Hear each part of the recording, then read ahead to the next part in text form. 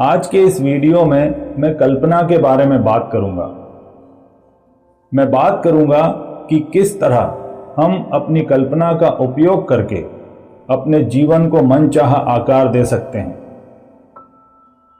तो इसे समझने से पहले हम जरा अपने विचारों को समझ लें।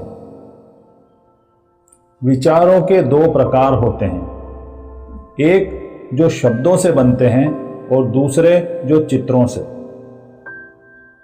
और जो चित्रों से बनने वाले विचार हैं उन्हें ही कल्पना या विजुअलाइजेशन कहते हैं।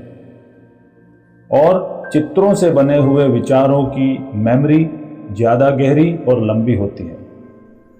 इसीलिए हम जब किसी चीज़ को देख लेते हैं तो वह लंबे समय तक याद रहती है, पर पढ़ा हुआ और सुना हुआ याद रखना थोड़ा मुश्किल होता है। इसीलिए कई बार हम किसी को मिलते हैं तो उस व्यक्ति का चेहरा तो याद आ जाता है पर नाम याद नहीं आता।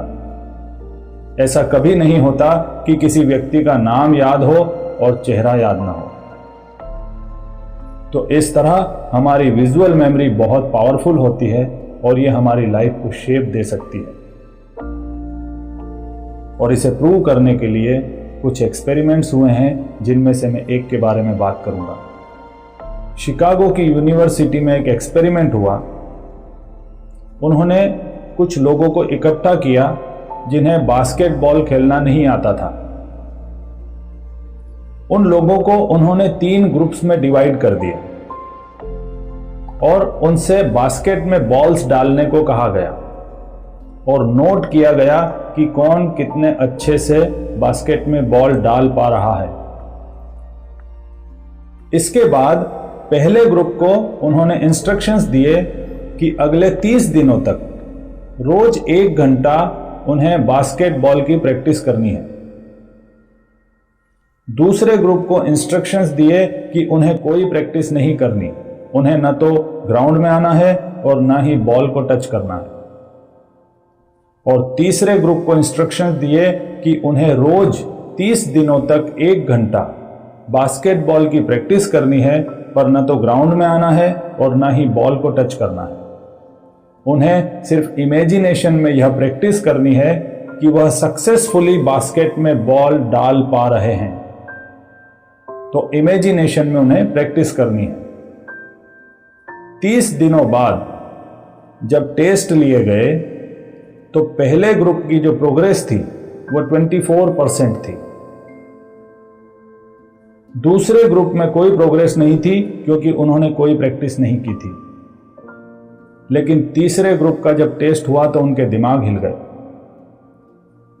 वह ग्रुप न तो ग्राउंड में आया था, न ही उन्होंने बॉल को टच किया था, पर उनकी प्रोग्रेस 23% थी। रियल में प्रैक्टिस करने वाले ग्रुप से सिर्फ 1% कम। तो यह है इमेजिनेशन की पावर। तो यह कैसे होता है? यह इसलिए होता है क्योंकि हमारा माइंड रियलिटी और इमेजिनेशन में फर्क नहीं कर पाता। जब हम इमेजिनेशन में किसी चीज की प्रैक्टिस करते हैं तो वो उस पर ऐसे रिस्पॉन्स करता है जैसे वह प्रैक्टिस सच में की जा रही हो।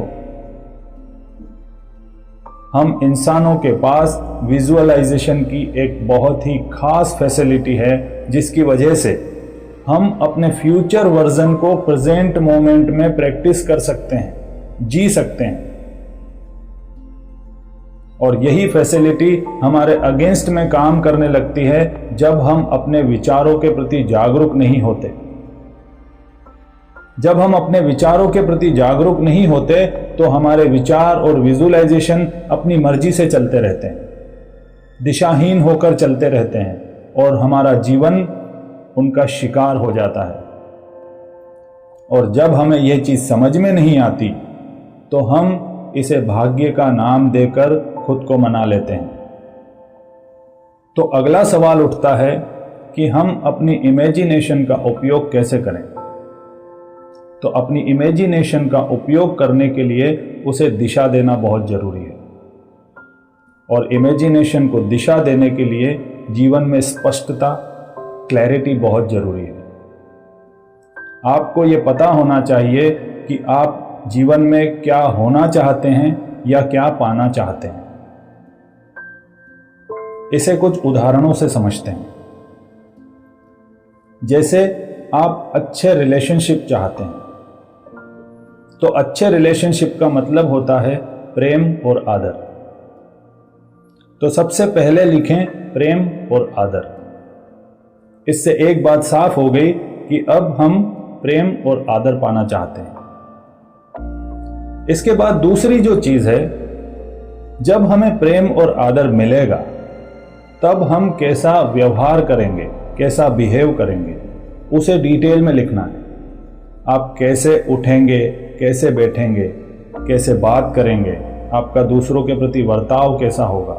तो अपने बिहेवियर को जितना हो सके उतना डिटेल में डिस्क्राइब करें कि जब आपको प्रेम और आदर मिलेगा तो आप कैसा व्यवहार करेंगे। और तीसरी जो चीज है कि जब आपको प्रेम और आदर मिलेगा तो आप कैसा फील करेंगे, कैसा अनुभव करेंगे, आपकी भावदशा क्या होगी, आप अपने हृदय में कैसे प्रेम महसूस करेंगे, आप किस तरह कृतज्ञता और धन्यवाद से भर जाएंगे। क्योंकि जब किसी के जीवन में प्रेम और आनंद मिलता है तो वह थैंकफुल, ग्रेटफुल हो ही जाएगा। तो इस तरह क्या चाहते हैं, जब वह मिलेगा तो आप कैसा व्यवहार करेंगे और कैसा महसूस करेंगे। इन तीनों चीज़ों को जितना हो सके उतना डिटेल में डिस्क्राइब करें ताकि इमेजिनेशन में इसकी प्रैक्टिस करना आसान हो जाए। और अगर आप इसे डिटेल में डिस्क्राइब नहीं कर पा रहे तो प्रेम और आदर से रिलेटेड कुछ बुक्स पढ़िए या कुछ मूवीज देखिए। वहां से आपके ब्रेन को टेम्पलेट मिलेगा कि जिसे प्रेम और आदर मिलता है वह किस तरह बिहेव करता है, वह कैसा महसूस करता है। तो एक बार यह टेम्पलेट तैयार हो जाए तो रोज इसकी प्रैक्टिस करें। रोज इमेजिनेशन में अपने फ्यूचर वर्जन की प्रैक्टिस करें।